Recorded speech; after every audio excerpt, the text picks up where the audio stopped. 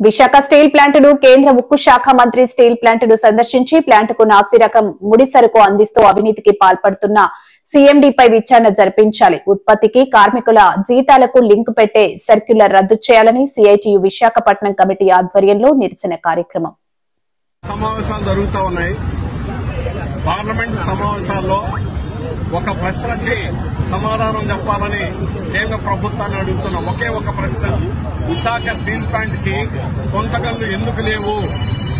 చట్టం ప్రకారం mines and mineral development regulation act ప్రకారం సెక్షన్ 17 ఖచ్చితంగా ప్రతి పబ్లిక్ సెక్టార్ కి సొంత గన్లు సమకూర్చాలి. అన్ని పబ్లిక్ సెక్టార్ కి బిలాయ్, బొకారో, దుర్గాపూర్ అన్నింటికీ ఉన్నాయి. అలాగే ప్రైవేట్ వాటికి కూడా ఉన్నాయి. వైజాగ్ స్టీల్ ప్లాంట్ ఎందుకు లేదు? ఈ పార్లమెంట్ లో సమాధానాలు చెప్పాలని అడుగుతున్నాం. రెండవది, దేశంలో నాణ్యతలో విశాఖ స్టీల్ నంబర్ 1.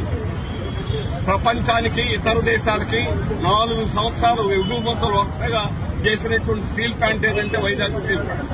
నాణ్యతలో అంత అవార్డు వచ్చినటువంటి స్టీల్ ప్లాంట్ కి ఆ నాణ్యతను దెబ్బకొట్టాలని ఇప్పుడు సీఎండీగా ఉన్నటువంటి సక్సేనా కంకణం కట్టుకున్నాడు. అందుకనే నాసిరకం క్వాలిటీని వాడి ఈ రోజు ఉత్పత్తులు అనేటువంటిది తీవ్రంగా పడిపోయేటట్టు చేశాడు. ఖరీదు విపరీతంగా పెరిగిపోయింది. ఖనిజాల ముడి ఖనిజం ఖరీదు 65% నుంచి 64% నుంచి 75% పెరగడానికి ఎవరు కారకులు తేల్చాలి ఇది. అందుకని ఈరోజు స్టీల్ మంత్రి స్వయంగా కుమారస్వామి విశాఖపట్నం వస్తారని, నోవోటెల్లో సదస్సులో పాల్గొంటారని సమాచారం మీడియాలో వచ్చింది, అందరికీ తెలుసు. అయితే ఈరోజు ఇప్పుడే తెలిసిన సమాచారం ఆయన అప్స్టార్ట్ అయ్యారు, రాలేదు. అందుకని ఆయన వస్తే ఆయన కోరాం. వారికి స్టీల్ ప్లాంట్ విషయాన్ని తెలియజేయడానికి, నాసిరకం స్టీల్ వాడేవాడు దర్యాప్తు చేయడానికి యాక్షన్ తీసుకుంటారా లేదని మేము అడగాలని చెప్పేసి అనుకున్నాం. కానీ వారు ఈ రోజు రాలేదు. అయినా పార్లమెంటు నుంచి దీనికి సమాధానం చెప్పాలని చెప్పేసి కోరుతున్నాం. కార్మికుల మీద కక్ష సాధింపులు చేస్తున్నారు, కార్మికుల మీద ఆరోపణలు చేస్తున్నారు.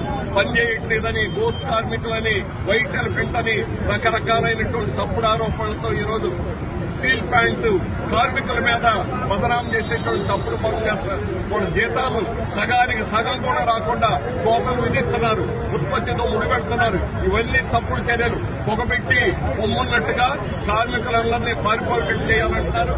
ఇప్పటికే 10,000 మందిని తొలగించారు. నిర్వాసితులు లాంటి వాడు, భూములు కోల్పోయిన వాడు ఈ రోజు తీవ్రంగా నష్టపోయి ఈ రోజు బదారు పడాల్సినటువంటి పరిస్థితి అనేది ఏర్పడింది. వీటన్నింటికీ స్టీల్ మంత్రి సమాధానం చెప్తారా లేదని అడుగుతున్నాం.